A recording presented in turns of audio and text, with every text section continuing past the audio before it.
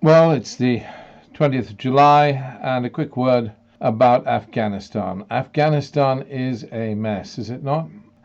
We've seen this Doha agreement for the negotiations with the Taliban. Come on, we're negotiating with the people who repressed women, did every darn thing that under the sun to be cruel to the Afghan people. And we're handing the country back to them after all that expense in terms of lives and treasures. I hear you say that it is time that this Afghanistan misadventure was over, and it is time. And if there is no other way, then let's run away with our tails between our legs, having wasted lives and wasted time and wasted the lives of the people of Afghanistan. I remember in the beginning when the Afghan people, when we liberated them from the Taliban. We liberated them from the Taliban, and we patted ourselves on the back in the aftermath, of course, of 9/11. And having done so, we then said to them, okay, what do you want? Let's have a lawyer jirga, a big tribal national council,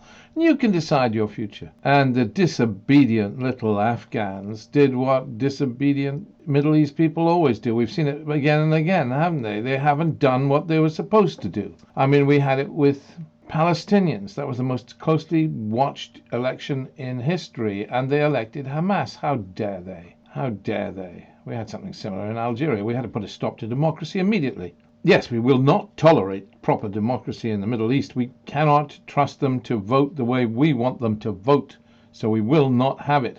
And the same was when this Loya Jirga happened in Afghanistan. Cast your mind back. And of course they decided they wanted a king. Well, we squashed that good and proper. We were not going to have that. We held a gun to the head of the putative father of the people. We made him call himself father of the people. We held a gun to his head. That's not we held a gun to his head as if I was. I'm not. That's not a parallel or a. No, I'm talking literally.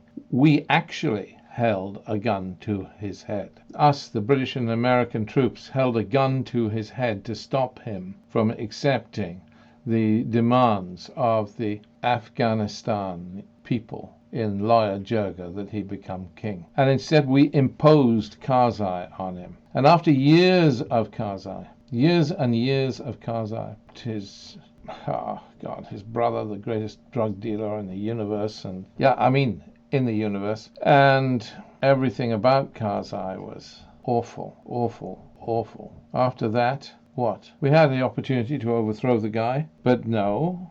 I mean, the Afghan people wanted to get rid of him, but no. Everybody wanted to get rid of him, but no. No, said the U.S. State Department. No, said all the wise ones. You will not. We will not stand back and let the Afghan people overthrow Karzai. We will kill anybody who dares to try, and we will give this hater of America, an elite crack bodyguard of American troops, this man that was destroying Afghanistan. That's extraordinary. And he destroyed Afghanistan. And then in the aftermath of the Karzai years, what do we have? Oh, weep, children, weep. I mean, we have now a split Afghanistan with a government that is self-serving and unpleasant. It's such a disappointment. Such a disappointment. And if you were to go by the plans of the International Institute for Strategic Studies, the Mukhabarat think tank in the UK, then you would split Afghanistan in two,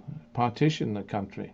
Is that an answer? Is that a way forward? Well, it's a way. And meanwhile, we have these talks ongoing. Well, there are some very worthy Afghans involved on the, shall we say, on the Allied side. What else do we call it? They're trying to negotiate with the Taliban. The Taliban, such as it is a coordinated Taliban leadership, is saying all the right things, saying it will tolerate women's education. Where do we go from here? We need some doing rather than saying. We need some action from them. We need some kind of proof that these people to whom we are about to hand over everything, the crown jewel that is the precious gem that is Afghanistan, we're going to give to these thugs. We're going to give Afghanistan to a group that will impose Islamic law. That's a precondition. And who say that they are better than ISIS because they are Afghan and not foreign. You get that? They say they are better than Daesh because they are Afghan and not foreign. I mean, for goodness sake.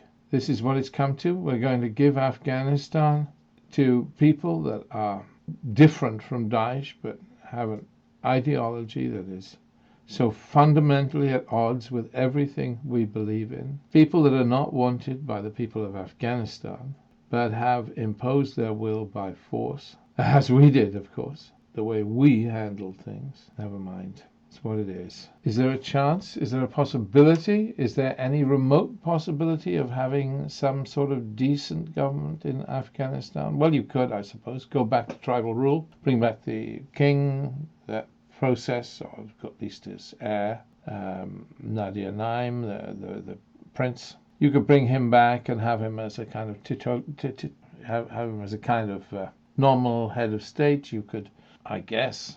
I mean, he's respected by all, even the Taliban. So you could have him there. You could what? You could have basic tribal rule as it was in days gone by, a kind of confederation of tribal areas. Get rid of the corrupt center. The center is so utterly corrupt. Warlords in government.